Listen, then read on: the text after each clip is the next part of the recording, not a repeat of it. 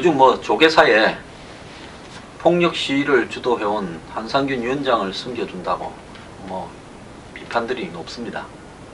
자, 그런데요, 불교 태고종에는 한마디로 태고종의 주도권을 둘러싸고 이 비상대책위원회가 만들어지고, 또 거기에 대응해서 전 총무원장하고 이렇게 총무원장파와 비대위원장파가 서로 나눠져서, 비대위원장은 일이 배차장파, 과거에 좀 유명한 그 조폭 조직이었습니다. 거기 부두목 출신이던 사람을 고용해가지고 총무원장파를 밀어내고 이 한마디로 태고종을 접수했는데요. 그 태고종의 종권을 뺏긴 총무원장파가 용역깡패하고 성녀 20명을 동원해가지고, 이분들도 뭐 머리만 깎았지 성년지는 잘 모르겠습니다. 좌우간 재공격에 나섰습니다. 그러니까 이거 전쟁이죠. 한번 뺏긴 사람이 다시 공격에 나서가지고요, 아까 말한 조폭 두두목 출신이 옷이 벗겨지고 실신까지 하면서, 그래서 이제 총무원장파가 다시 또 장악을 했답니다. 그래가지고 이 비대위 성녀 한 분은 무릎 십자인대가 파열되고, 그래서 8주 진단까지 나왔습니다. 그래서 전현직 총무원장 파끼리 벌어진 투쟁에서 결국 검찰이 나섰어요. 경찰이 있었는데도 그랬답니다. 검찰이 나서서 이 비대위원장하고 총무원장 양쪽을 다 구속을 시켰답니다. 자, 제가요, 이 세상이 종교를 걱정한다, 요즘 뭐 이 한상균 문제, 또 요즘 대형 교회 문제, 고급 차를 타고 다니는 뭐 목사 신부 성녀 문제, 이런 부분들 때문에 국민들이 정말 걱정하고 있는데요, 그 걱정의 와중에 거의 뭐 한번 생각을 해보십시오. 성녀들이요, 활극을 벌이는 소림사도 아니고 그 양쪽에 조폭 용역 깡패가 동원되고 조폭 부두목이 맞아서 옷이 벗겨지고 실신을 하고, 정말 가관인 세상입니다. 종교가 정화돼야 될 상황입니다. 요즘 서울에 뜨는 거리하고 가라앉는 거리가 있습니다.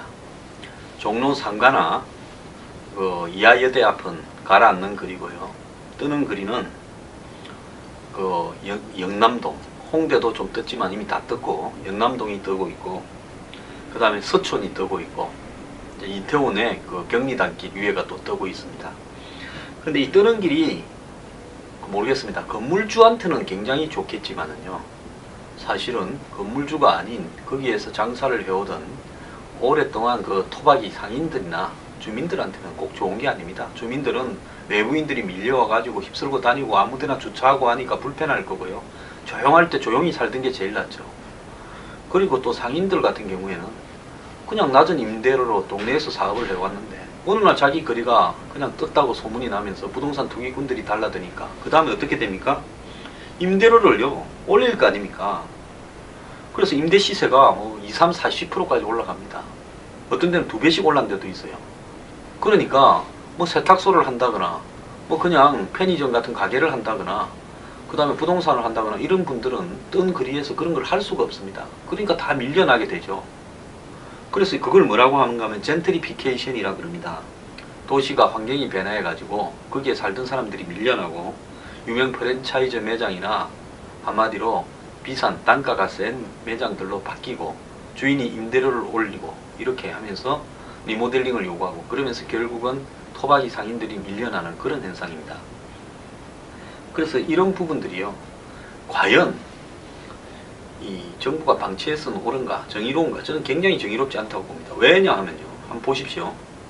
연남동 같은 경우에는 경의선 철길이 있었는데 도심에 경의선 철길을 드러내고 그 자리에다가 공원을 조성했습니다. 자, 그것은 정부가 만드는 겁니다. 청계천처럼요. 그럼 정부가 엄청난 예산을 들여서 그 자리에 사실 공공임대주택을 저는 짓기를 바랬습니다. 공공임대주택을 좀 이쁘게 지어가지고 분양을 하면요, 도심에 교통이 편한 지역에 젊은 사람들이 공공임대주택에 들어갈 수 있으면 주거 문제가 해결이 될 건데, 솔직히 거기에 뭐 공원 같지 않은 나무 좀 심고 개천 조성했습니다. 물론 구청장이나 뭐 서울시장이나 이런 사람들은요 그런 게 더 인기가 있을 수 있겠죠. 하지만은 사람이 살고 나서 그 다음에 인기가 있는 정책이 가야 되는 거 아닙니까? 근데 거기에다가 숲길을 조성하니까 주변에 있는 그 건물을 가지고 있는 사람들은 가만히 앉아서 집값이 오르고 임대료가 올라버린 겁니다. 사람들이 모여들고.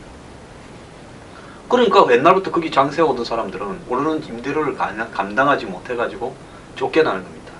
그러니까 공공의 정책에 의해 가지고 원래 살던 사람들이 편안해지는 게 아니라 그 자리에 공원을 조성함으로써 한마디로 원래 살던 사람들이 불편해지게 만드는 이런 부분이 정의로운가? 저는 굉장히 옳지 않다고 봐요. 그런데 이런 젠트리피케이션 현상을 방지하기 위해서 서울시가 나서서 건물주, 임차인, 지자체 간에 상생 협약을 한다. 그래서 지자체가 건물 리모델링 비용을 좀 이렇게 대줄 거니까 최대 3천만 원까지. 그래서 장기 안심 상가를 만들어서 거기에 임대료를 안 올린다. 모르겠습니다. 상징적으로 일부가 될지 모르지만 이런 게 누가 지켜지겠습니까? 이거 쇼죠. 몇 사람 엮어가지고 이거 해서 협약하는 모습을 체결할 수는 있겠지만은 이것이 자본주의 사회에서 지켜지겠습니까? 상권이 새로 형성되면요. 거기에 따라서 상권의 임대료나 부동산 가격이 올라가는 것은 누구도 못 막는 일입니다. 그러면 이런 부분들을 방지하기 위한 근본적인 부분은요. 임대차에 대해서 정부가 통제를 하는 겁니다. 뉴욕도 그렇게 하고 있고 런던도 그렇게 하고 있습니다. 그래서 그 자리에 수십 년 수백 년씩 장사를 하던 사람들이 계속 해올 수 있는 거예요. 한국처럼 이렇게 부동산 가격 올라가고 새로운 상권 형성되고 사람들 찾아오고 임대료 올라가면서 다 쫓겨나는 이런 일은 그런 데는 크게 많지는 않습니다. 물론 그런 데도 이런 게 있죠. 그래서 주요 도시는 구역별로 임대료를 통제를 하게끔 해서 사람을 내보내기를 상당히 어렵게 만드는 부분도 있는 겁니다. 근데 이런 부분들이 없이 막연하게 시에서 서로 간에 협약을 통해서 해결해라. 이건요, 박원순 시장 전시행정에 지나지 않는 겁니다. 자, 상권이 오르는 데서 거기에 수익을 얻는 사람들이 과거에는 이런 걸 어떻게 했습니까? 한마디로 앞에 도로가 나고 앞에 철로가 나고 앞에 청계천이 조성되어서 건물이 가만히 올라가면요, 초과 이익에 대해서는 솔직히 정부가 그걸 갖다 환수를 해야 되는 겁니다. 부동산의 초과 이익에 대해서는 정부가 일정하게 환수를 하는 부분이 있어야 되는데 한때 그런 법들이 있더만 이제는 흐지부지 되어버린 거죠. 안타까운 현실입니다.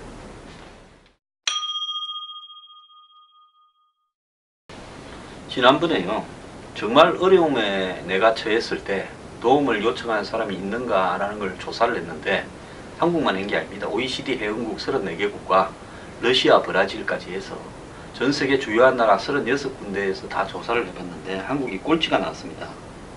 이 말은 뭔가 하면 우리 사회가 과거에는 전통적으로 이웃과 더불어서 어울려 살았던 그런 나라인데 지금은 완전히 개인주의화되고 가족들도 해체되어 가면서 한마디로 돈 없고 힘 없어지면 어디에도 도움 청할 데가 없는 사람이 되어가는 그런 세상이 되고 있다는 겁니다. 그래서 지금 최근에 늘고 있는 것이요, 2일장이라는 겁니다.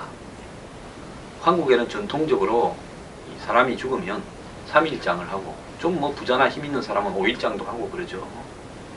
그런데 이제는 3일장이 힘들어서 2일장 만드는 겁니다. 3일장이라 해봤자 저녁에 돌아가시면 그 다음날 낮에 하루 하고 그 다음 또 바로 그냥 상이 나가지 않습니까?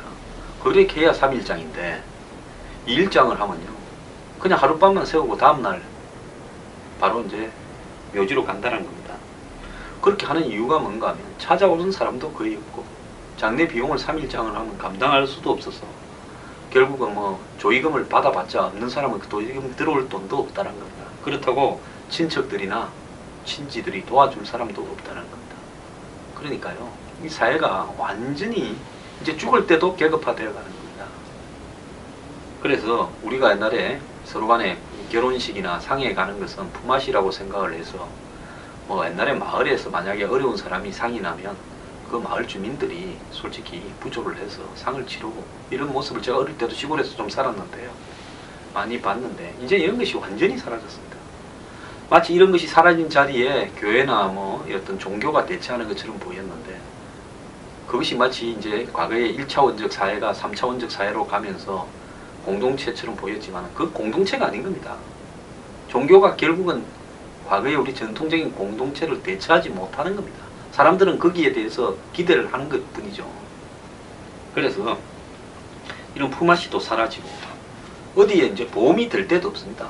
잘 나가는 사람이나 뭐 국민연금이나 뭐 이런 것들 뭐 개인 보험을 들어서 어렵게 되면 그 보험을 타거나 연금을 타고 살지만은 넓고 어렵게 되면, 근데 어려운 사람들은 이런 보험이나 연금을 탈 것도 없는 겁니다.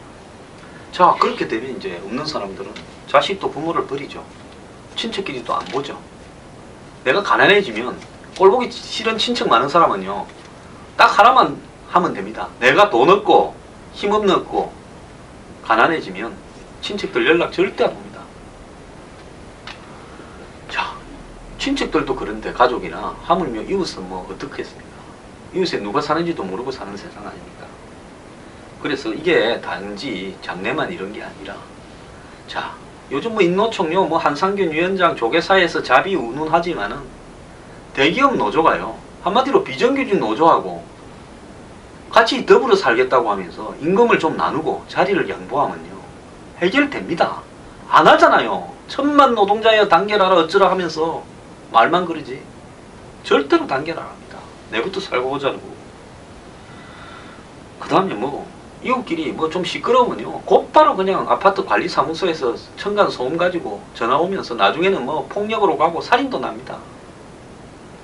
그래서 이 사회가 완전히 지금 각박해져 가고 있는데, 이러다 보니까 나타나는 게 뭡니까? 정치가, 제가 요즘 정치가 삼류 막장 드라마로 간다라는 거 아닙니까? 자, 상가에, 아까 제가 이야기했죠. 상을 치르고 있는데 상가에 있는 꼴이 보기 싫어가지고 라이벌이라고 또 한마디씩 씹어대는 것이 지금 이 정도의 그 포용력도 없다는 겁니다.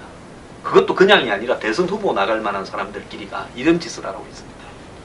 하물며 일반 국민들이 서로 남을 돌보고 어려운 사람을 손을 내밀고 이런 일이 있겠습니까? 그런데 사회가 이래 각박해지면요, 제가 이야기를 했지 않습니까? 그 대가는요, 국민들 각자가 다 치르는 겁니다. 그리스나 이탈리아, 스페인 같은 경우에 청년 실업률이 40~50%인데요. 그러면 지금 우리나라에 만약에 청년 실업이 40~50%가 되면 어떻게 되겠습니까? 길거리에 젊은 사람 폭동이 나가지고 정권 무너질 겁니다. 근데 저런 나라는요, 낙천적으로 사는 이유가 뭔 줄 압니까? 가족이나 친척, 공동체의 틀 속에서요, 마을이나 없는 사람들이 다 고향으로 돌아가가, 고향에 가면 빈 방을 한 칸 있습니다. 고향에 있는 식당이나요, 이웃이 하는데 다 취직을 해갖고 알바처럼 해서 또 먹고 삽니다. 그런 틀들이 유지되기 때문에요, 사회가 유지가 되는 겁니다. 그런데 공동체가 무너져가는 한국 사회가요, 조사에서 36개국 중에 꼴찌 나왔다는 건 저는 매우 심각하다 봅니다. 이게 그냥 이렇게 나온 게 아니라요, 한국 사회는 선진국이 안 됐지만 선진국보다 훨씬, 선진국도 이렇게 엉망은 아닙니다. 가까운 사람들 몇 명이 있어서 그 사람들끼리는 주말마다 같이 맥주도 마시고요, 파티도 하고 이러면서 결혼식이나 상이나 이런 걸 챙겨주고 대부도 되어주고 이렇게 합니다. 선진국보다도 훨씬 더 개인주의 사회로 가버린다. 그게 다 뭐냐? 물질 만능주의, 황금 만능주의, 돈이 최고다라는 속에서 그냥 그게 없는 사람들은 사람 취급을 못 받는 사회로 가버리고 있다는 겁니다. 우리 사회가요, 자, 지금 대통령 돌아가시면 저렇게 국민장 운운하는데 솔직히 말하면 장례도 제대로 못 치르는 사람들이, 서민들이 되어가고 있습니다. 자, 이런 부분 속에서 이 공동체의 부활을 위해서 정부가 역할을 좀 해야 될 때가 되지 않았나. 지금 우리나라 주거 문화가 아파트로 가고, 또 예를 들어서 뭐 학교라든지 이런 부분에서 운동회나 뭐 이런 것들도 거의 없어지고, 소풍도 뭐 거의 뭐 유명무실화되고, 이러면서 사람들이 서로 어울릴 수 있는 공간들이 거의 없어져 가고 있는 겁니다. 그리고 사람들을 평가할 때 뭡니까? 어디 사냐? 뭔 차 타고 다니노? 부터 시작해가지고, 애들은 뭐 어디 어느 무슨 턱 먹고 다니냐, 자사고 다니냐 이런 묻고, 이러면서 이 속에서요, 한마디로 사람의 가치는 그냥 그 사람의 위치나 돈으로 평가하는 겁니다.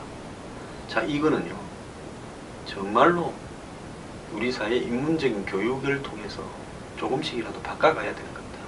요즘 종교시설에 가도요, 돈 있는 사람하고 없는 사람이 확연하게 차별받습니다. 우리 사회는 없는 사람은 쓸 데가 없어져가는 세상이 되고 있습니다. 분당 5,000원짜리 입시 상담. 요즘에 이제 학원이 하는 게, 저는 공부만 가르치는 줄 알았더만은 입시 상담도 학원의 주요한 업무랍니다. 그러니까 어느 대학에 어떻게 원서를 넣어서 그 애들을 집어넣느냐라는 입시 상담을 분당 5,000원이면 가면 얼마나 해야 입시 상담이 되겠습니까? 한 번에가 되겠습니까? 반복적으로 자주 해야지요. 한 번 갈 때 한 30분 이상은 해야 될 거 아닙니까? 그러고도 자주 여러 차례 해야 될 건데, 그래서 이제 뭐 교육부가 점검을 하겠다 이렇게 나섰는데요.